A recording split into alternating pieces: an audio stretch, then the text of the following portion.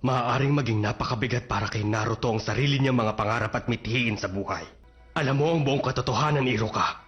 Ang mga nakakaalam lang na ang dambuhalang halimaw na may 9 na buntot ay nakatago sa loob ni Naruto ay mismong ang mga tao na nakipaglaban sa halimaw na yon 12 taon na ang nakalipas. Ginawa ko ang batas na nagbabawal sa lahat ng mga taga rito na pag-usapan ng katotohanan at binarusahan ko ng matindi ang mga lumabag sa batas na yon.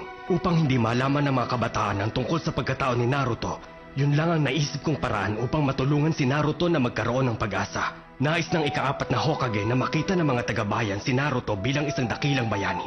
Yon ang hiniling niya bago siya tuluyang malagutan ng hininga. Ipinasok ng ika-4 na Hokage ang 9 na buntot ng dambuhalang halimaw sa pusod ng bagong silang na si Naruto.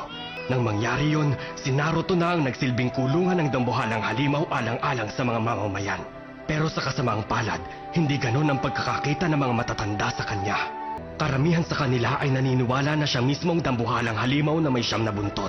Hindi lang yon, dahil sa masamang tingin at asal ng mga matatanda sa kanya, maging mga kabataan ay nagkaroon na rin ng masamang paniniwala sa katauhan ni Naruto.